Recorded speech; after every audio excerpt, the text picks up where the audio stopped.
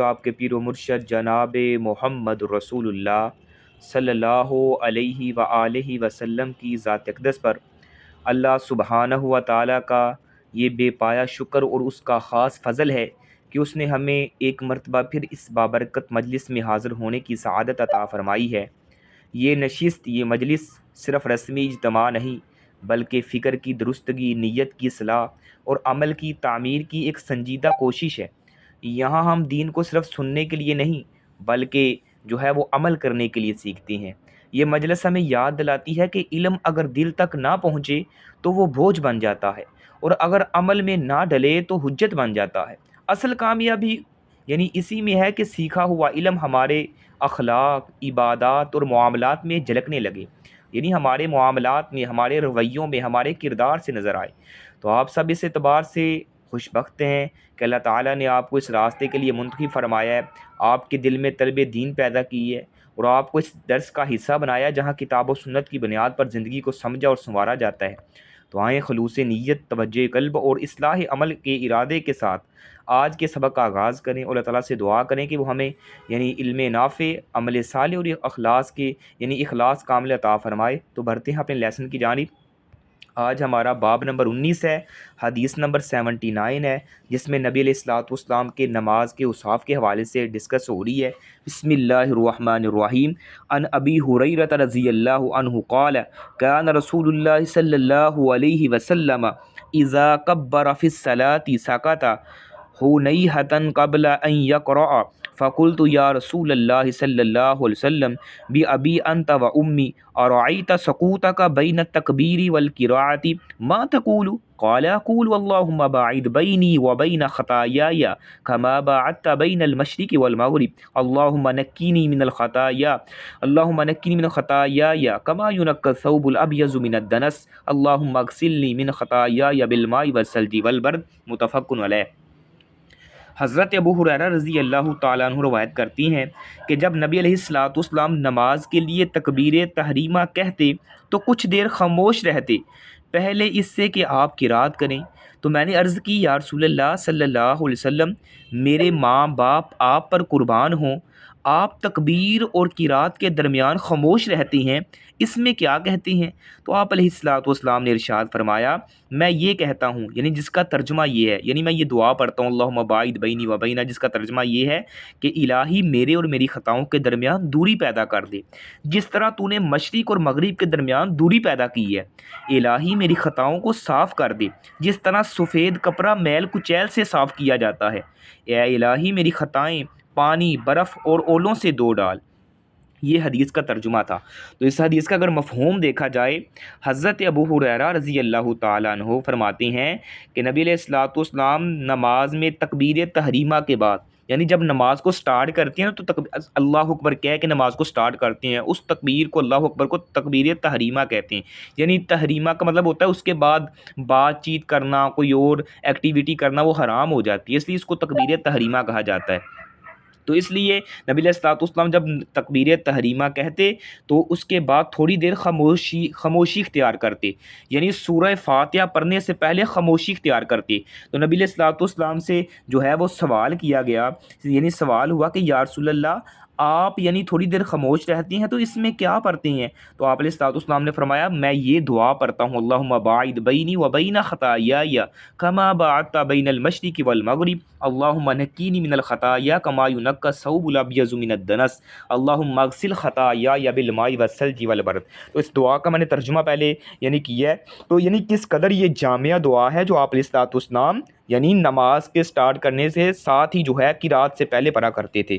تو اس حدیث میں یہ احکام نکل رہے ہیں کہ تکبیر تحریمہ کے بعد قرات سے پہلے دعا استفتاح پڑھنا مستحب عمل ہے، پسندیدہ عمل ہے، اور خصوصاً یہ دعا پڑھنا اللہم باعد بینی، اس میں اس قدر جامعیت پائی جا رہی ہے کہ اگر انسان اس کے ترجمے پر غور کرے نا، اس کے معنی اور مفہوم پر غور کرے تو انسان کو پتہ چلے گا کہ کس قدر اس دعا کے اندر جامعیت پائی جا رہی ہے۔ وہ اللہ سبحانہ وتعالیٰ سے ڈیمانڈ کیا کر رہا ہے، کہتے ہیں اللہم باعد بینی و بین خطایای، اے اللہ میرے درمیان اور میرے گناہوں کے درمیان دوری ڈال دے۔ کتنی دوری ڈال دے؟ کما باعدت بین المشرق والمغرب، اے اللہ جتنی دوری مشرق اور مغرب کے درمیان ہے نا اتنی دوری میرے اور میرے گناہوں کے درمیان ڈال دے. پھر وہ پتہ کیا کہتا ہے, اللہم نقینی من الخطایا, اے اللہ مجھے میرے گناہوں سے جو ہے ایسے پاک کر دے, کما ینقی الثوب الابیض من الدنس, جس طرح سفید کپڑا جو ہے میل کچیل سے پاک ہوتا ہے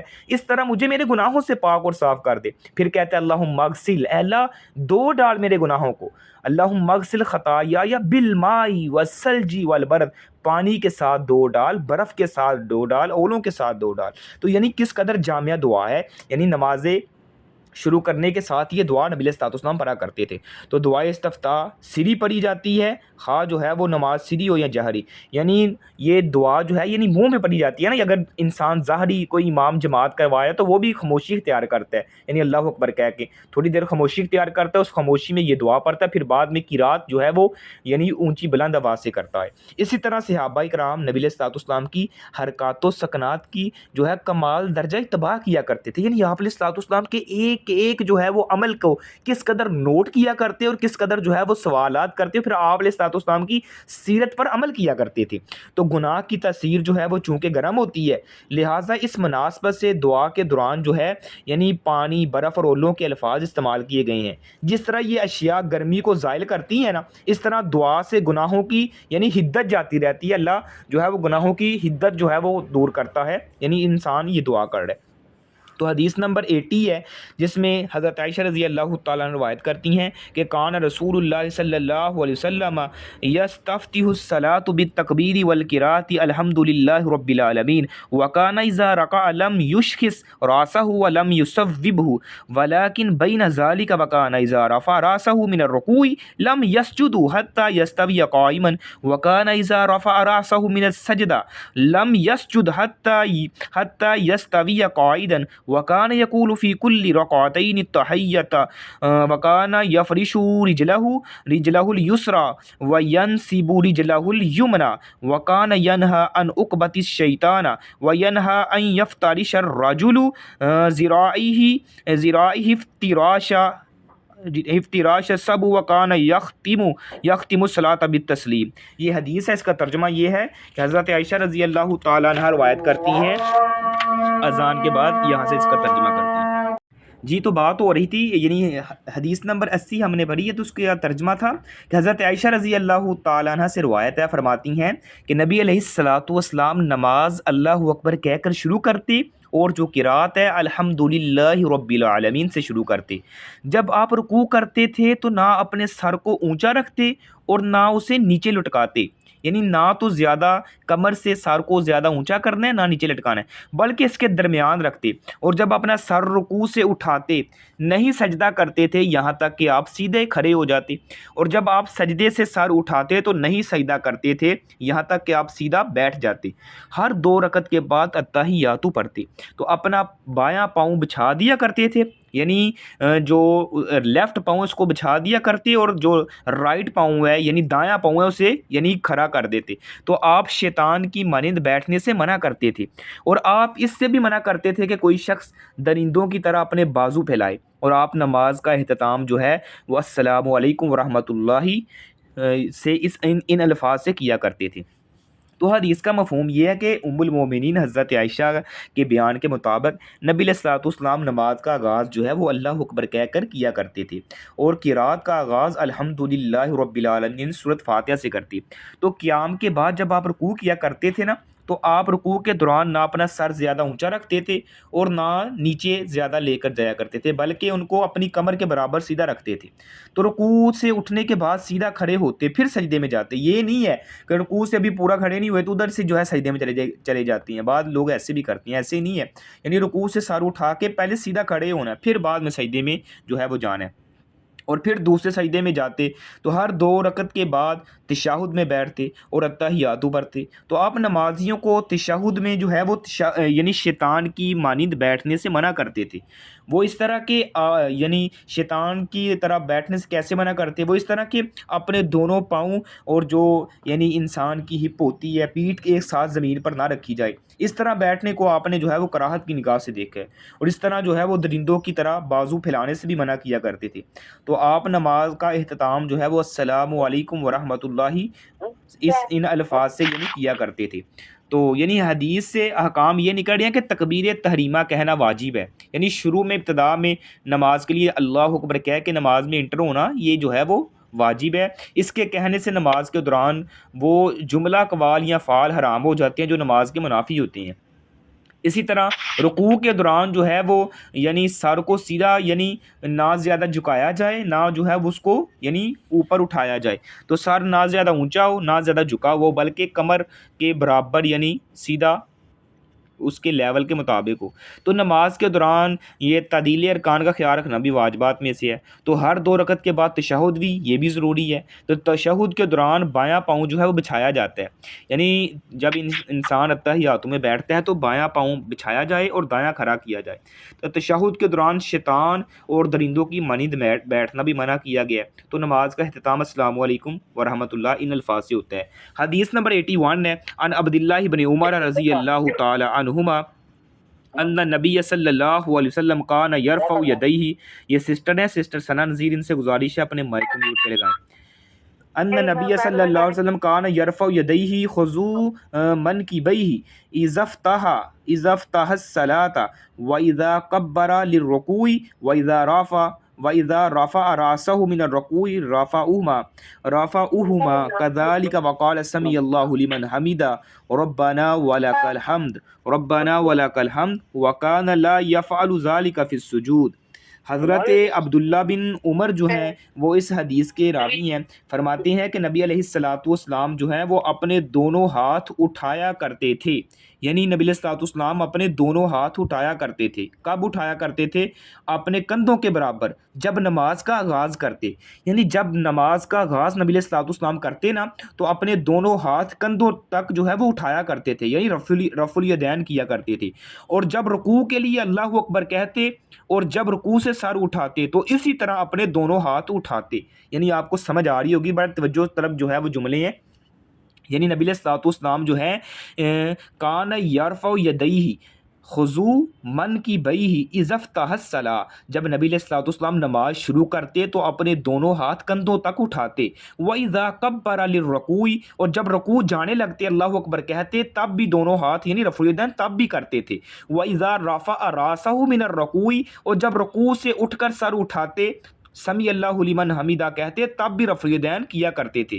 وکان لا یفعل ذلک فی السجود، سجدوں میں نبی علیہ الصلوۃ والسلام رفع الیدین نہیں کیا کرتے تھے۔ یعنی اس حدیث سے یعنی یہ بات ثابت ہو رہی ہے کہ نبی علیہ الصلوۃ والسلام جو ہے یعنی آپ علیہ الصلوۃ والسلام نے نماز کا ایک ایک رکن کر کے دکھایا ہے۔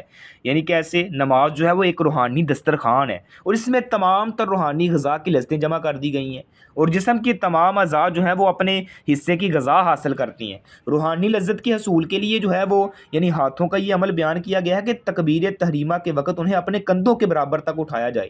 اسی طرح جو ہے ہاتھوں کا یہ عمل بیان کیا گیا ہے کہ جب رکوع جاتے ہوئے اور رکوع سے اٹھتے وقت بھی رفع الیدین کیا جائے گا۔ البتہ سجدوں میں رفع الیدین جو ہے وہ اس کا حکم نہیں ملتا۔ باقی نبی علیہ الصلوۃ والسلام رکوع جب نماز سٹارٹ کرتے تب بھی رفع الیدین کیا کرتے، جب نبی علیہ الصلوۃ والسلام رکوع جاتے تب بھی رفع الیدین کرتے، رکوع سے اٹھ کر بھی رفع الیدین کرتے۔ یہ حدیث بخاری کے اندر بھی آتی ہے اور مسلم کے اندر بھی آتی ہے۔ البتہ سجدوں میں رفع الیدین کا حکم نہیں ہے، باقی یعنی یہ مقامات پہ رفع الیدین کا حکم مل رہا ہے۔ تو اس حدیث سے احکام یہ نکل رہے ہیں کہ تکبیر تحریمہ کے وقت رفع الیدین کرنے پر تمام ائمہ کا اتفاق ہے، اور پوری امت اس پر عمل پیرا بھی ہے۔ یعنی جو سٹارٹنگ والا رفع الیدین ہے، یعنی سٹارٹنگ میں نماز شروع کرنے سے پہلے جو رفع الیدین کیا جاتا ہے، اس کی تمام امت جو ہے اور تمام جو ہیں وہ یعنی جتنے بھی ائمہ ہیں وہ اس بات کا اتفاق کرتے ہیں کہ سٹارٹنگ نماز میں رفع الیدین کیا جائے گا، اور دوسرے یعنی رکوع جاتے ہوئے اور رکوع سے اٹھتے وقت رفع الیدین کرنا امام مالک، امام شافعی اور امام احمد بن حنبل کے نزدیک مستحب عمل ہے، یعنی پسندیدہ عمل ہے، اور یہ نماز کی زینت بھی ہے۔ اسی طرح یعنی اس حدیث سے یہ بھی احکام نکل رہے ہیں کہ رفع الیدین سے نماز جو ہے وہ عملاً اس بات کا اظہار کرتا ہے کہ وہ دنیا کی ہر چیز سے جو ہے تہی دست ہو کر ایک اللہ کے دربار میں حاضر ہے۔ تو رفع الیدین کرتے ہوئے نمازی نمازی اپنے دونوں ہاتھ کندھوں کے برابر تک اٹھائے۔ نبی کریم سجدوں کے دوران رفع الیدین نہیں کیا کرتے تھے، یعنی سجدوں میں رفع الیدین نہیں کیا کرتے تھے۔ تو بعض علماء نے رفع الیدین کو نماز کی زینت قرار دی ہے۔ تو امام شافعی کے نزدیک رفع الیدین کرنا جو ہے وہ اللہ کی تعظیم کا اعتراف کرنا ہے، اور نبی علیہ الصلوۃ والسلام کی سنت کی اتباع جو ہے اس سے ہوتی ہے۔ تو نماز میں رفع الیدین کرنا اس بات کا اظہار کرتا ہے کہ الہی یہ میرے خالی ہاتھ تیرے دربار میں اٹھے ہوئے ہیں، تو ان کو اپنی رحمت اور برکت سے بھر دے، ان خالی ہاتھوں کی لاج رکھ لے۔ زبان حال میں یعنی زبان حال میں نمازی کا یہ یعنی انداز ہوتا ہے کہ اللہ تعالیٰ کو بہت جو ہے وہ پیارا لگتا ہے۔ اسی طرح یعنی ہر شرعی حکم میں کوئی نہ کوئی جو ہے وہ یعنی کوئی نہ کوئی راز جو ہے وہ چھپا ہوتا ہے، تو یہ ضروری نہیں ہے کہ امت کا ہر فرد اس راز اور حکمت سے واقف ہو، یعنی ہر بندے کو اللہ کی اس راز اور حکمت کا پتہ ہو۔ تو رفع الیدین کرنا نبی علیہ الصلوۃ والسلام کی سنت متواترہ ہے، اس سے مذاق کا نشانہ بنانا یہ سنت کی توہین ہے۔ اور بعض لوگ کہتے ہیں بھئی یہ رفع الیدین کرتے ہیں جیسے وہ مکھیوں کو جو ہے وہ یعنی بگا رہے ہیں، تو اس طرح نبی علیہ الصلوۃ والسلام کی سنت کی یعنی اس طرح توہین آمیز کلمات کہنا یہ جو ہے وہ جائز نہیں ہے، بلکہ نبی علیہ الصلوۃ والسلام کی سنت ہے، اور یہ حدیث بھی صحیح ہے، بخاری کے اندر بھی آ رہی ہے، مسلم کے اندر بھی آ رہی ہے۔ تو اس کے تواتر ائمہ کی صراحت موجود ہے، اور یعنی اس کے متواتر ہونے پر جو ہے وہ بے شمار کتب حدیث موجود ہیں۔ یعنی نبی علیہ الصلوۃ والسلام جب رکوع نماز سٹارٹ کرتے تب بھی رفع الیدین کرتے، رکوع جاتے ہوئے بھی رفع الیدین کرتے، رکوع سے جب سر اٹھاتے تب بھی رفع الیدین کرتے۔ البتہ جب نبی علیہ السلام سجدوں میں ہوتے تو سجدوں میں رفع الیدین نہیں کیا کرتے تھے۔ ہاں 2 رکعت پڑھ کے تیسری رکعت کے لیے جب اٹھتے نا، یعنی 3 رکعتوں والی نماز ہے یا 4 رکعتوں والی ہے، تو یعنی پہلے تشہد پورا کرنے کے بعد جب تیسری رکعت کے لیے اٹھتے تھے تو پھر بھی رفع الیدین کیا کرتے تھے۔ حدیث نمبر 82 ہے، عن عبداللہ بن عباس رضی اللہ عنہما قال قال رسول اللہ صلی اللہ علیہ وسلم امرت ان اسجد علی 7 اعظم علی الجبهۃ واشار بیدہ الی انفہ والیدین ورکبتین واطراف القدمین، متفق علیہ۔ حضرت عبداللہ بن عباس رضی اللہ تعالیٰ عنہ سے روایت ہے کہ نبی علیہ الصلوۃ والسلام نے مجھے حکم دیا کہ میں 7 ہڈیوں پر سجدہ کروں، پیشانی پر، اور اپنے ہاتھ سے اپنی ناک کی طرف بھی اشارہ کیا، نیز 2 ہاتھوں پر، 2 گھٹنوں پر، اور 2 قدموں کی انگلیوں پر۔ یہ حدیث بخاری کے اندر بھی آتی ہے، مسلم کے اندر بھی آتی ہے۔ یعنی حدیث کا مفہوم کیا ہے کہ اللہ سبحانہ و تعالیٰ نے اپنے پیارے نبی کریم صلی اللہ علیہ وسلم کو جسم کے 7 اعضاء پر سجدہ کرنے کا حکم دیا۔ وہ 7 اعضاء کون سے ہیں؟ یعنی پیشانی، اور اس میں ناک بھی شامل ہے، یعنی پیشانی اور اس میں ناک بھی شامل ہے۔ اسی طرح دونوں ہاتھوں کی ہتھیلیاں زمین پر لگیں، اور اسی طرح 2 گھٹنے یعنی انسان کے دونوں گھٹنے بھی زمین پر لگیں، اور اسی طرح دونوں پاؤں کی انگلیاں بھی۔ امت کے لیے یہ ایسا ہی کرنے کا حکم دیا۔ تو یہ یعنی 7 یعنی اعضاء بنتے ہیں جس پر سجدہ کرنے کا نبی علیہ الصلوۃ والسلام نے حکم دیا ہوا ہے۔ تو اس حدیث سے احکام یہ نکل ہے کہ سجدہ کرتے وقت جو ہے وہ جسمانی اعضاء یہ استعمال ہوتی ہیں، پیشانی بھی استعمال ہوتی ہے ناک سمیت، پیشانی بھی اور ناک بھی، دونوں ہاتھ کی ہتھیلیاں بھی، دونوں گھٹنے بھی، اور دونوں پاؤں کی انگلیاں بھی۔ دونوں پاؤں کی انگلیاں کس صورت میں ہوں گی کہ انگلیوں کا رخ جو ہے وہ قبلے کی جانب ہو، یعنی انگلیوں کو، قدموں کی انگلیوں کو جو ہے وہ قبلہ رخ یعنی جیسے سختی کے ساتھ ان کو موڑ کے جو ہے وہ پاؤں کو کھڑا کرتے ہیں، ایسے اس انداز اور اس کیفیت میں ہو۔ اسی طرح حدیث نمبر 83 ہے، عن ابی ہریرہ رضی اللہ عنہ قال کان رسول اللہ صلی اللہ علیہ وسلم اذا قام الى الصلاة يكبر حين يقوم ثم يكبر حين يركع ثم يقول سمع الله لمن حمده حين يرفع صلبه من الركوع ثم يقول وهو قائم ربنا ولك الحمد ثم يكبر حين يحوي ثم يكبر حين يرفع رأسه ثم يكبر حين يسجد ثم يكبر حين يرفع رأسه ثم يفعل ذلك في صلاته كلها حتى يقضيها ويكبر حين يقوم من السنتين بعد الجلوس، رواہ البخاری والمسلم۔ حضرت ابو ہریرہ رضی اللہ تعالیٰ عنہ سے روایت ہے، فرماتے ہیں نبی علیہ الصلوۃ والسلام نماز کے لیے کھڑے ہوتے تو اللہ اکبر کہتے، پھر اللہ اکبر کہتے جب رکوع کرتے، پھر آپ سمیع اللہ لمن حمیدہ کہتے جب آپ رکوع سے سر اٹھاتے، پھر آپ کہتے اس حال میں کہ کھڑے ہوتے ربنا ولک الحمد، یعنی رکوع سے اٹھ کر ربنا ولک الحمد کہتے، پھر اللہ اکبر کہتے جب آپ جھکتے یعنی سجدے کے لیے، پھر اللہ اکبر کہتے جب آپ اپنا سر سجدے سے اٹھاتے، پھر اسی طرح کرتے اپنی تمام نماز میں یہاں تک کہ اسے پورا کرتے، اور اللہ اکبر کہتے جب 2 رکعتوں سے بیٹھنے کے بعد اٹھتے یعنی تیسری رکعت کے لیے اٹھتے، تب بھی اللہ اکبر کہہ کے تیسری رکعت کے لیے اٹھتے۔ تو یہ حدیث کا ترجمہ تھا۔ مفہوم کیا ہے کہ حضرت ابو ہریرہ رضی اللہ تعالیٰ بیان کرتے ہیں کہ نبی علیہ الصلوۃ والسلام نماز کے دوران نا ہر پل ہر گھڑی اللہ تعالیٰ کی حمد و ثنا، کی بڑائی اور عظمت کا اپنی زبان سے اقرار کرتے تھے۔ تو نماز کا آغاز کرتے وقت، رکوع جاتے وقت، سجدے میں جاتے اور اٹھتے ہوئے اللہ اکبر کہنا مسنون ہے، البتہ رکوع سے اٹھتے ہوئے سمیع اللہ لمن حمیدہ کہا جائے گا۔ یہ طریقہ ہر رکعت میں یعنی دہرایا جائے گا۔ تو 2 رکعت پوری کرنے کے بعد بیٹھ کر اٹھتے ہوئے بھی اللہ اکبر کہا جائے گا، یعنی حدیث کی آپ کو سمجھ آ گئی ہوگی۔ اس طرح حدیث نمبر 84 ہے، ان مطرف بن عبد اللہ قال صلیت انا و عمران بن حسین خلف علی بن ابی طالب رضی اللہ عنہ فکان اذا سجد کبر و اذا رفع راسه کبر و اذا نہض من الرکعتین کبر فلما قضى الصلاة اخذ بیدی عمران بن حسین فقال قد ذکرنی هذا صلاة محمد صلی اللہ علیہ وسلم او قال صلی بنا صلاة محمد صلی اللہ علیہ وآلہ وسلم۔ حضرت مطرف جو بن عبداللہ سے روایت ہے، کہتے ہیں کہ میں اور عمران بن حسین نے حضرت علی بن ابی طالب کے پیچھے نماز پڑھی، تو جب وہ سجدہ کرتے تو اللہ اکبر کہتے، اور جب جو ہے وہ سر اٹھاتے تو اللہ اکبر کہتے، جب 2 رکعتوں سے اٹھتے تو اللہ اکبر کہتے۔ جب نماز پوری کر دی گئی تو عمران بن حسین نے میرا ہاتھ پکڑا اور کہا اس نے مجھے حضرت محمد کی نماز یاد دلا دی ہے، یا یہ کہا کہ ہمیں نبی علیہ الصلوۃ والسلام جیسی نماز پڑھائی ہے۔ یہ حدیث بخاری کے اندر بھی آتی ہے اور مسلم کے اندر بھی آتی ہے، یعنی حضرت علی بن ابی طالب رضی اللہ تعالیٰ عنہ کی اقتداء میں مطرف بن عبداللہ اور حضرت عمران بن حسین نے نماز پڑھی، اور پھر بیان فرمایا کہ آج ہم نے بالکل اسی انداز میں نماز پڑھی ہے جس طرح نبی کریم نے ہمیں نماز پڑھایا کرتے تھے۔ تو یعنی نبی علیہ الصلوۃ والسلام جس طرح ہمیں نماز پڑھایا کرتے تھے آج ہم نے وہی نماز پڑھی ہے۔ تو اس حدیث سے حکام یہ نکل رہے ہیں کہ تکبیر تحریمہ حالت قیام میں ہوتی ہے، قیام سے رکوع کی طرف منتقل ہوتے ہوئے پھر اللہ اکبر کی برائی بیان یعنی اللہ کی برائی بیان کرتے ہوئے اللہ اکبر کہا جاتا ہے۔ تو رکوع سے سر اٹھاتے ہوئے سمیع اللہ لمن امام کہتا ہے، تو جو ہے اور انفرادی نماز پڑھنے والا بھی یہی کہے گا سمیع اللہ لمن حمیدہ۔ تو جب امام کے پیچھے ہوں گے پھر ربنا ولک الحمد کہیں گے۔ تو رکوع سے اٹھنے کے بعد اطمینان سے کھڑا ہونا یہ مستحب عمل ہے، یعنی رکوع سے جب سر اٹھایا جاتا ہے تو وہاں سے ہی سجدے کے لیے نہیں چلے جانا بلکہ سیدھا کھڑے ہونا ہے، پھر جو ہے سجدے کے لیے واپس جانا ہے۔ تو قیام سے سجدے میں گرتے ہوئے اللہ اکبر کہنا یہ بھی مشروع ہے، جائز ہے، یعنی یہ کہنا چاہیے۔ تو اسی طرح جو ہے وہ سجدے سے اٹھتے ہوئے دوسرے سجدے میں جاتے ہوئے بھی اللہ اکبر کہا جائے گا۔ تو تکبیر تحریمہ کے علاوہ باقی رکعات میں حسب سابق جو یہ پہلے ہمیں کلمات جو دہرائے ہیں وہ ایسے ہی دہرائے جائیں گے۔